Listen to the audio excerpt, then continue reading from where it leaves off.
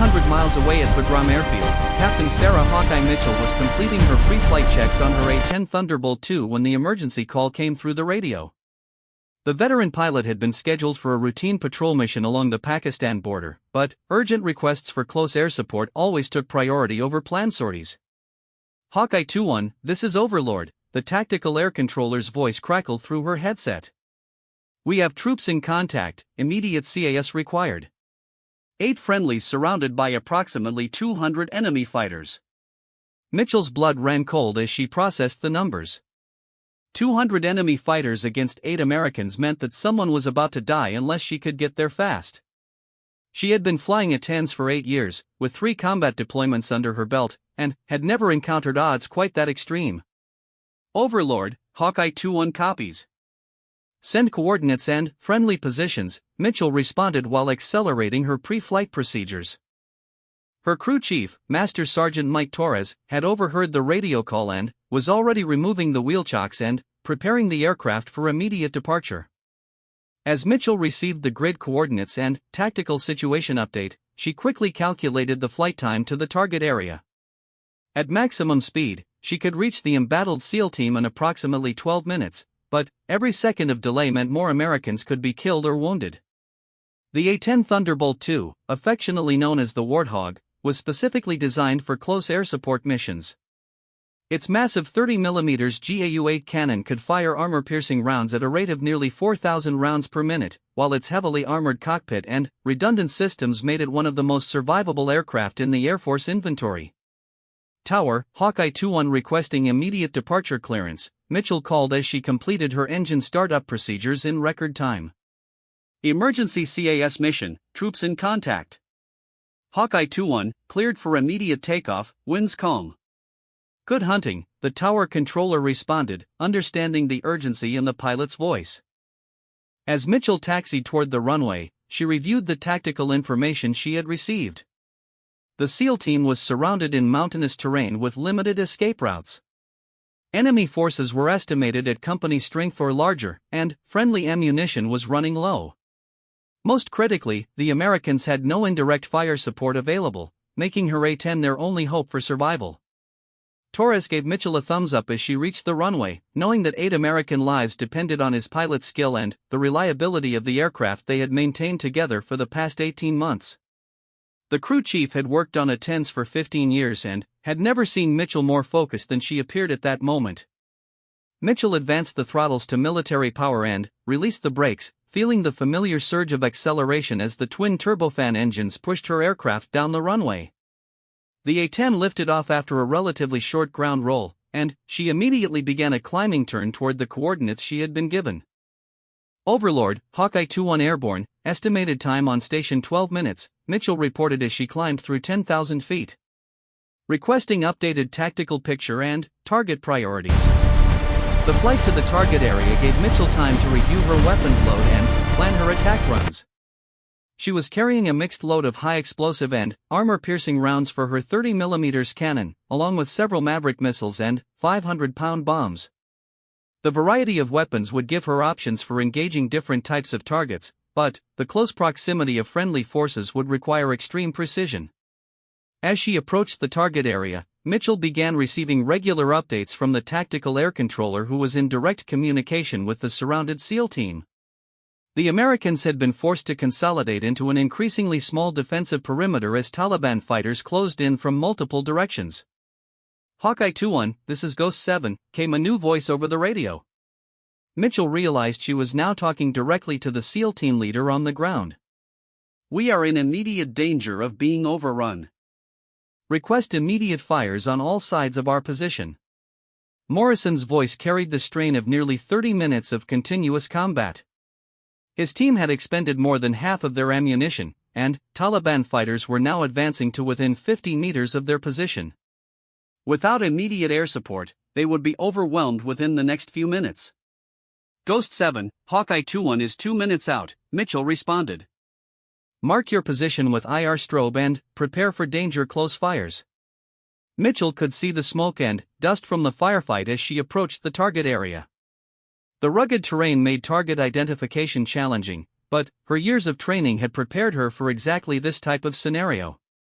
She activated her targeting systems and began searching for enemy positions while staying alert for the friendly position markers. Ghost 7, I have eyes on. Confirm IR strobe is your position, over. Hawkeye, that's affirm. Enemy positions are north, east, and south of our location. Closest enemy is approximately 40 meters from our position. Mitchell felt her pulse quicken as she processed the tactical picture. 40 meters was extremely close for air support, requiring pinpoint accuracy to avoid hitting the Americans.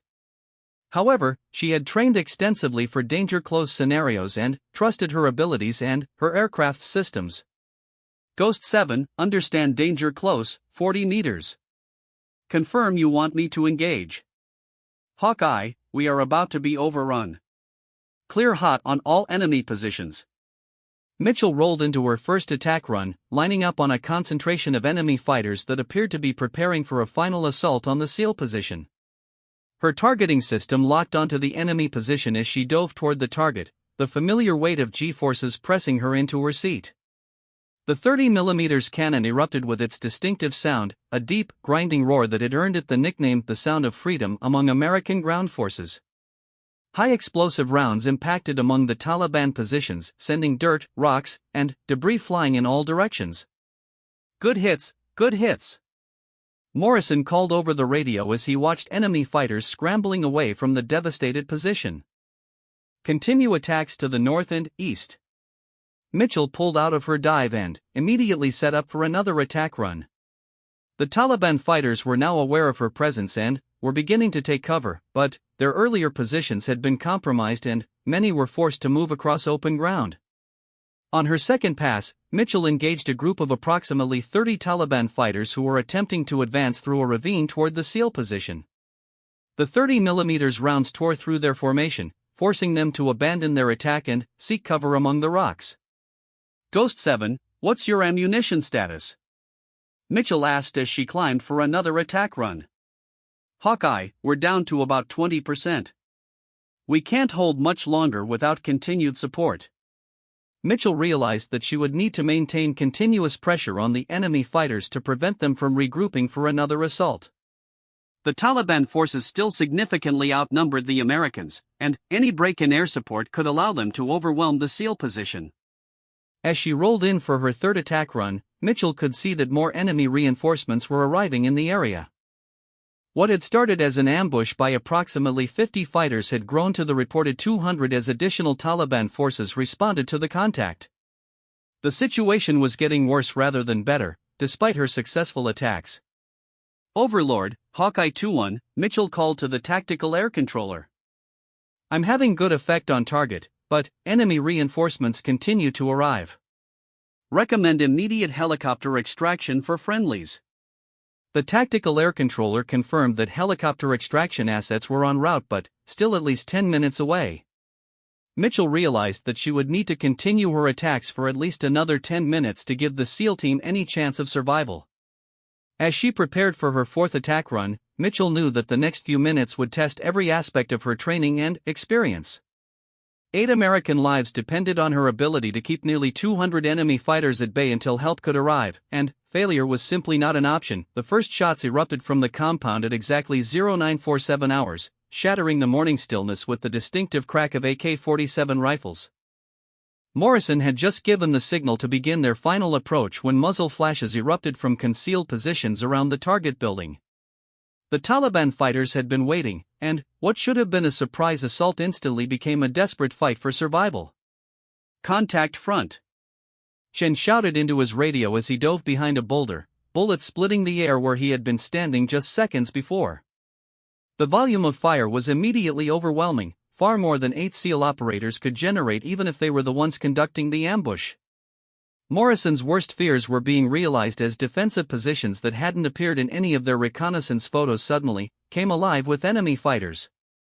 Williams immediately began scanning for wounded teammates while returning fire with her M4 carbine.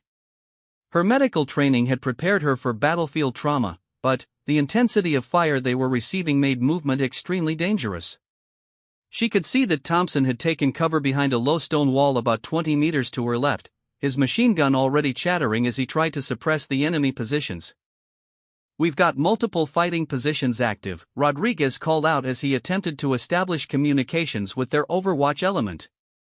"Estimate at least 30 enemy fighters, possibly more." Even as he spoke, additional muzzle flashes began appearing from positions that had been completely invisible just moments before. Kumar quickly realized that they had walked into a carefully prepared kill zone. The Taliban fighters had obviously spent considerable time preparing their defensive positions, creating interlocking fields of fire that would make any movement across the open ground nearly suicidal. The compound itself was just the center of a much larger defensive network that stretched across the entire area. Park attempted to identify potential breaching points in the enemy defensive line, but the intensity of fire made detailed observation nearly impossible. Every time he raised his head to get a better view of the enemy positions, bullets would immediately impact the rocks around him. The Taliban fighters were clearly experienced and disciplined, maintaining fire discipline while coordinating their defensive efforts.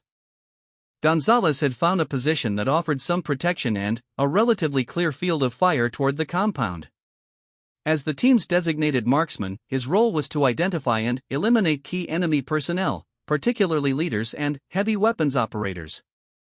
Through his scope, he could see Taliban fighters moving between positions with the kind of coordination that suggested significant training and preparation. "Sir, we need to move," Chen called to Morrison. "This position is going to get overrun if we stay here." The chief had identified several groups of enemy fighters attempting to maneuver around their flanks, and their current position offered limited options for defense against a coordinated attack from multiple directions. Morrison was simultaneously trying to assess their tactical situation, coordinate with higher headquarters, and direct his team's defensive efforts. The mission had gone from straightforward to catastrophic in a matter of seconds, and he was rapidly running out of good options.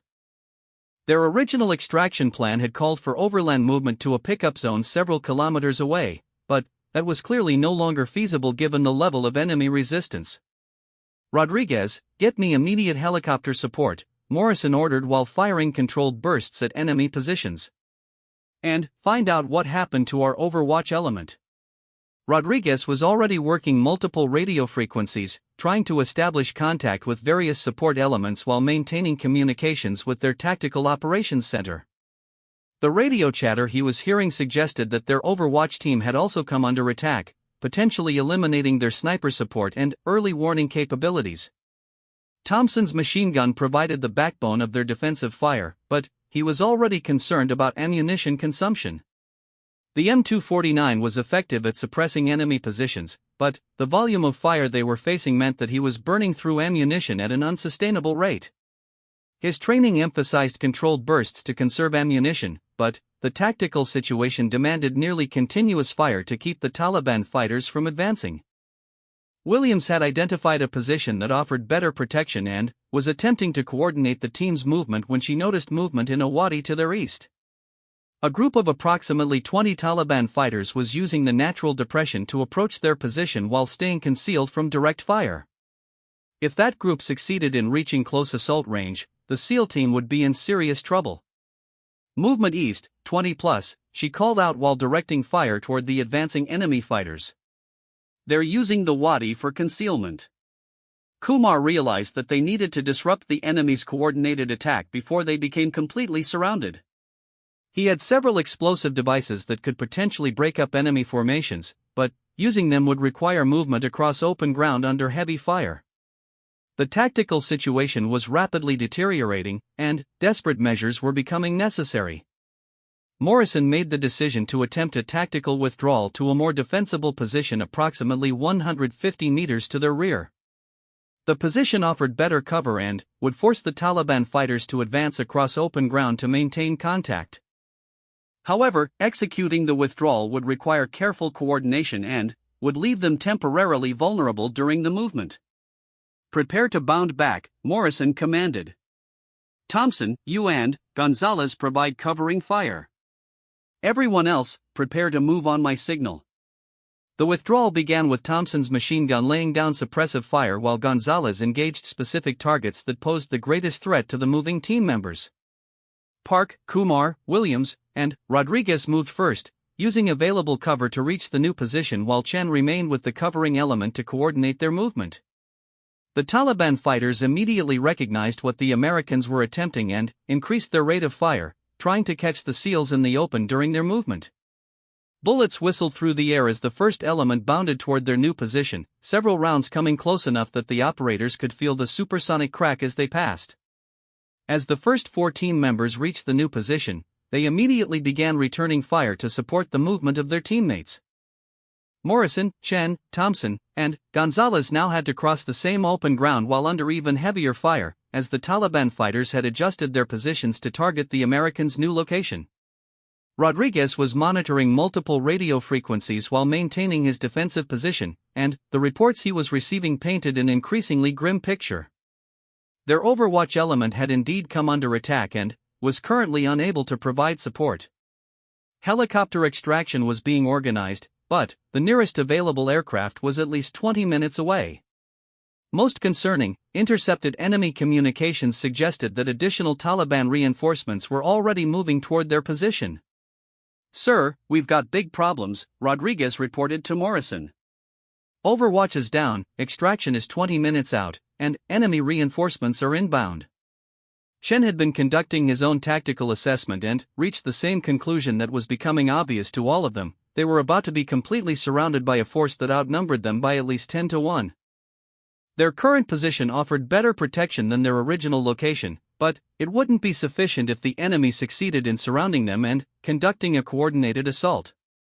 Thompson's ammunition situation was becoming critical. He had already burned through half of his basic load, and the rate of fire necessary to keep the Taliban fighters at bay meant that he would be out of ammunition within the next 15 minutes.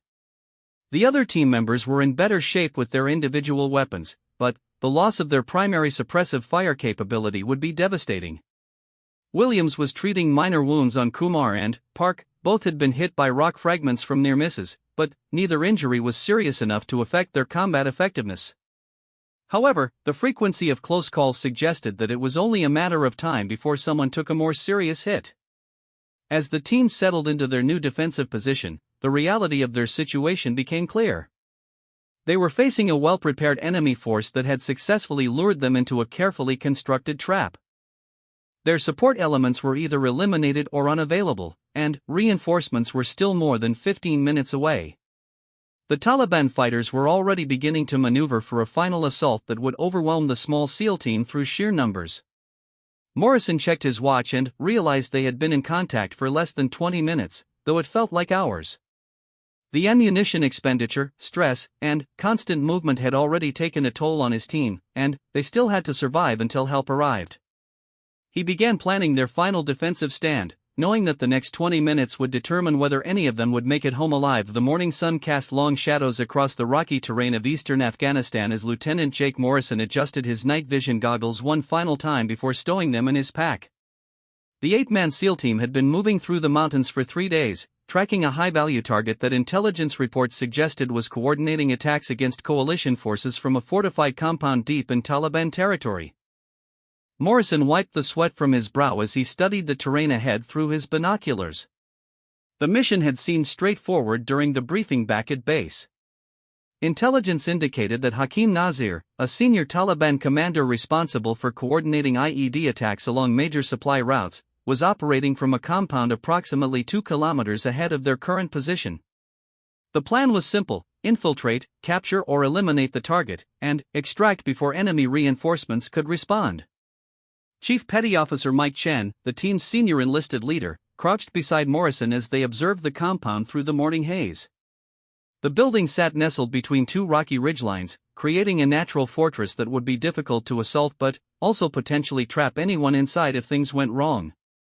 Chen had been through dozens of similar operations during his 12 years with the teams, and something about this mission felt different. "Sir, the approach doesn't feel right," Chen whispered, pointing toward the compound. "Too quiet. Usually these places have some kind of activity by now. Guards, civilians, something." Morrison nodded, sharing his chief's concern. The intelligence briefing had been unusually detailed, almost too good to be true. They knew the exact location of the target's sleeping quarters, the number of guards, even the timing of shift changes. In his 6 years leading SEAL operations, Morrison had learned to trust his instincts, and, right now those instincts were screaming warnings. Petty Officer First Class Tony Rodriguez, the team's communications specialist, monitored radio chatter while maintaining contact with their overwatch element positioned on a distant ridgeline. The plan called for the overwatch team to provide sniper support and early warning of any approaching enemy forces. Rodriguez had been picking up increased radio traffic in the area over the past hour, but the intercepted communications were fragmented and difficult to interpret. "Boss, I'm getting a lot of chatter on Taliban frequencies," Rodriguez reported quietly. "Can't make out specifics, but there's definitely more activity than normal." The team's medic, Hospital Corpsman Second Class Sarah Williams, checked her medical kit one final time while keeping watch on their 6 o'clock position. Williams had joined the team 8 months earlier, one of the first female medics assigned to a SEAL unit, and had already proven herself during several high-risk operations. Her presence had initially caused some tension within the traditionally male-dominated unit, but her competence under fire had quickly earned the respect of her teammates. Petty Officer Second Class Alex Kumar, the team's explosive ordnance specialist, studied satellite imagery of the compound while mentally cataloging the various entry points and potential escape routes. Kumar's expertise with explosives had saved the team on multiple occasions, and his ability to think several steps ahead made him invaluable during complex operations. The remaining team members, Petty Officer Second Class David Park, Petty Officer Third Class Marcus Thompson, and Petty Officer Third Class Luis Gonzalez, maintained security positions while their leaders finalized the assault plan. Each man carried specialized equipment suited to his role. Park served as the team's breacher and carried explosive charges for creating entry points. Thompson operated as the primary automatic weapons specialist with an M249 light machine gun, and Gonzalez functioned as the team's designated marksman with a precision rifle. As the team prepared to move into their final assault positions, Morrison received an update from their Tactical Operations Center via satellite communication. The intelligence picture had changed slightly. Intercepted communications suggested that their target might be meeting with other senior Taliban leaders, potentially increasing the value of the mission but also the risk. "Change of plans," Morrison announced quietly to his team. "Intelligence indicates possible high-value meeting in progress. We're green-lighted to proceed, but expect increased resistance." Chen frowned as he processed the new information. In his experience, last-minute intelligence updates often indicated that the original intelligence was incomplete or inaccurate. The possibility of multiple high-value targets was enticing, but it also suggested that security around the compound would be much heavier than originally anticipated. The team began their final approach as the sun climbed higher in the sky, using the natural cover provided by the rocky terrain to mask their movement. Morrison had decided to approach from the north, where the terrain offered the best concealment but also required them to cross several open areas where they would be vulnerable to observation. Williams noticed increased signs of recent activity as they moved closer to the compound: fresh tire tracks in the dirt, cigarette butts that appeared to have been discarded recently, and disturbed vegetation that suggested multiple people had passed through the area. These signs reinforced her growing concern that they were walking into a situation that was very different from what had been briefed. Rodriguez continued monitoring enemy communications while maintaining contact with their overwatch element. The radio chatter had increased significantly over the past 30 minutes, and he was beginning to pick up references to American forces and prepared positions. The fragmented nature of the communications made it difficult to determine exact meanings, but the overall tone suggested that their presence in the area might not be as much of a surprise as they had hoped. Kumar identified several areas around the compound that showed signs of recent construction or modification. Fresh dirt and newly installed fighting positions suggested that the Taliban forces in the area had been preparing for potential attacks. The implications were troubling: either their mission had been compromised, or the enemy had been expecting coalition forces to eventually target this location. As the team reached their final assault position, approximately 200 meters from the compound, Morrison made the decision to conduct one final reconnaissance before beginning the assault. Using advanced optics, the team carefully studied the target building and surrounding area, looking for any signs that might indicate the true nature of what they were about to encounter. What they observed confirmed their worst fears. Instead of the lightly defended compound described in their briefing, they were looking at a heavily fortified position with multiple fighting positions, carefully concealed guard posts, and clear evidence of significant military preparation. The building itself appeared to have been modified with reinforced walls and protected firing positions. "This isn't matching our intelligence," Morrison whispered to Chun. "This looks like they've been preparing for us." Chen studied the compound through his scope, counting at least a dozen visible defensive positions and noting the professional manner in which they had been constructed. His years of experience told him that they were looking at a potential trap, but their orders were clear, and the presence of high-value targets made the mission too important to abort without attempting the assault. The team took their final positions as Morrison made the decision to proceed with the mission. Despite the obvious discrepancies between their intelligence and the reality on the ground, the potential intelligence value of capturing senior Taliban leadership made the risk acceptable. However, he also made the decision to modify their extraction plan, calling for immediate helicopter support to be placed on standby rather than the originally planned overland extraction. As the SEALs prepared to begin their assault, none of them could have imagined that they were about to walk into one of the most intense firefights of the Afghan conflict, facing odds that would test every aspect of their training and brotherhood. The morning sun that had seemed so promising just hours earlier was about to become witness to a battle that would demonstrate both the deadly effectiveness of Taliban planning and the incredible courage of American Special Operations Forces when pushed to their absolute limits.